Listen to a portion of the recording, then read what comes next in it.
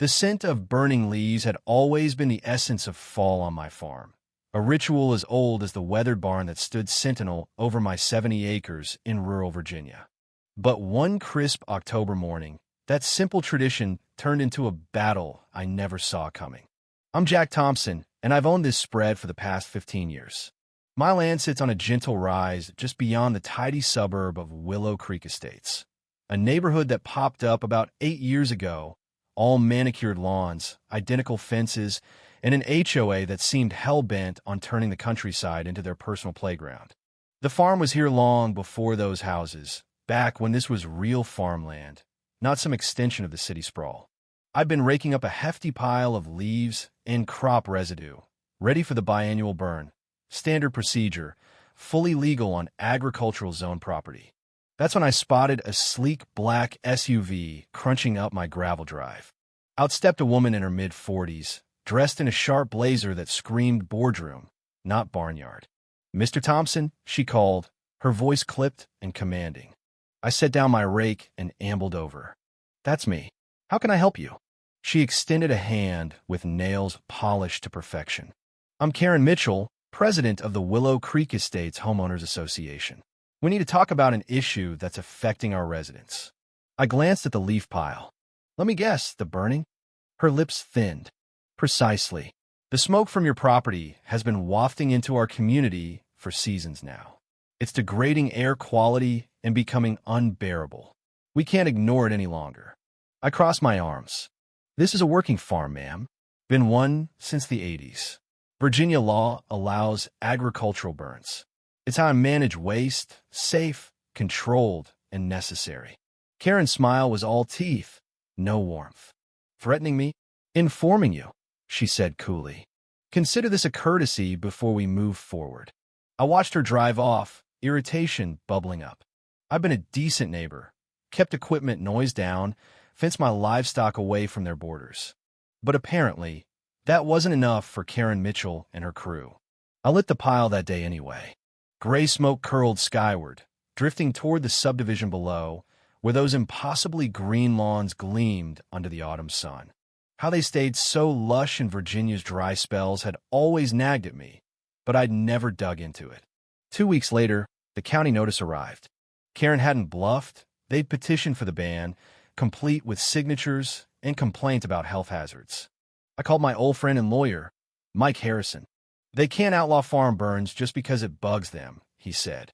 "But with political pressure, the county might bend. Show up at the hearing and state your case." The hearing was in early November, the room crammed with Willow Creek folks. Karen led the charge with a slick presentation. Photos of smoke over houses, air quality charts, tales of asthma flare-ups, and spoiled barbecues.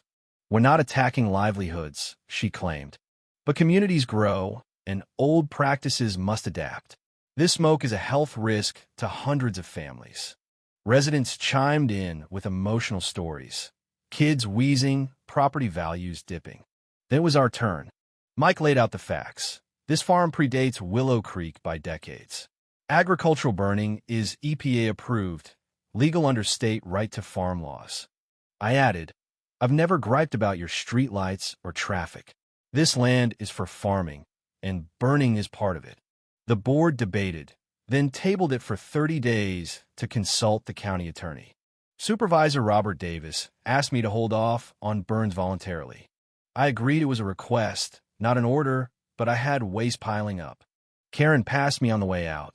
"This isn't done, Mr. Thompson." Back home, sorting papers, a forgotten detail hit me like a thunderclap: the water rights. My grandfather bought this place in the 60s, including extensive groundwater access from an aquifer under the hill.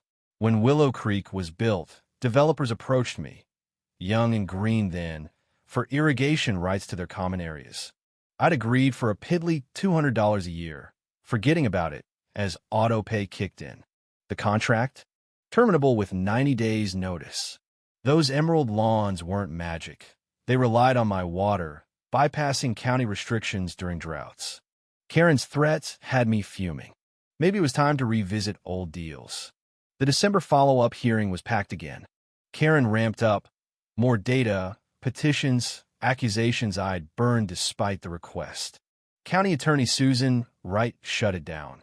Banning this would violate right-to-farm protections. The farm was here first.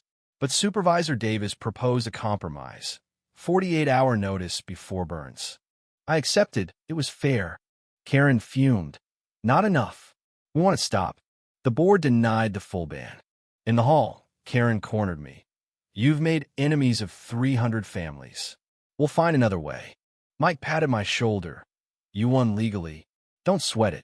But I was already thinking leverage. I called water rights specialist Lisa Jenkins in Richmond. She confirmed, terminate with notice. No easement, just a contract. I researched Willow Creek's setup. Their parks, entrances, all irrigated from my aquifer, 50,000 gallons weekly in summer. Without it, they'd face metered county water and restrictions, turning those lawns brown. I sent the termination notice certified mail. 90 days to remove pumps and find alternatives. Copies to Karen, the management, everyone. The backlash hit fast. David Lee, the property manager, called irate. This is a mistake. Our system depends on your water. I stayed calm. Business decision. You've had a sweetheart deal too long. Karen rang next, furious. Retaliation. Childish. Correcting an undervalued resource. I shot back. Renegotiate at market rate if you want. Offers poured in. $5,000 yearly, then $10,000 with promises to drop farm complaints. I mulled it. Decent money, peace. But Lisa advised. Their values tank without perfect landscaping. You got leverage. It wasn't just cash, it was respect. They tried steamrolling me. Winter bought time, their lawns dormant. Christmas alone on the farm gave me pause. Was I too harsh? Her words stung. 300 families, not a hive mind. But February brought Karen's escalation. Anonymous complaints to health, zoning, EPA, fire marshal. Inspections ate my days, found nothing. Mike said, harassment, but proving it to her is tough. After the 4th, my patience snapped. I told David, offer rejected. 45 days left. They sued for an injunction, claiming easement from long use. Lisa laughed. No merit. We traced IPs, many from Karen's home. The March hearing. Their lawyer, Paul Edwards, argued irreparable harm. Lisa countered with the contract. I testified, harassment campaign, false reports disrupting my farm. Judge Linda Hayes reviewed evidence, grilled Karen. This smells like abuse. Injunction denied. Negotiating good faith if you want water. Offers climbed. $15,000, $20,000, $25,000 plus apology. I countered via lawyers. $30,000 yearly. Karen resigns, formal apology, auto-terminate on interference, cover my $12,000 fees. 3 days later, a meeting, new board sans Karen. Sarah Johnson, interim president. We apologize. Karen acted rogue. Mark Rivera, she's out. We're reviewing policies. They accepted all terms, cheaper than alternatives costing $200,000 plus. Contracts signed late March. Then, Officer John Baker visited. Karen's arrested. Harassment, false reports. She pled guilty. Probation, fines, restitution, counseling. Her forced apology arrived with a check. Summer normalized. I burned with notice, no gripes. Emily invited me to a picnic. I went awkwardly at first, but folks apologized. Sarah thanked me publicly. Interactions grew. Fixed Mark's mower, sold eggs, hired Emily's son part-time. Fall burns went smooth. A year on, Sarah delivered the check personally. We named the park Thompson Community Park after your grandfather. Touched, I reflected, from war to alliance.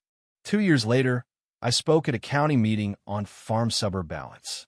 A developer asked advice. Respect existing owners. Compromise, don't overpower. Driving home, I pondered. Conflict over leaves became a war of rights and respect. Law protected me. Leverage forced fairness. Victory wasn't domination, but mutual understanding. The farm thrives, expanded with a store drawing Willow Creek customers. Smoke drifts, lawns stay green, fair trade. 3 years post-clash, Karen's a ghost in town. She faced consequences. I gained security and neighbors. Some fights demand full leverage, but true wins build bridges. What do you think? Share in the comments. Have you faced injustice or power imbalances in your community? Was it resolved fairly, or did it escalate?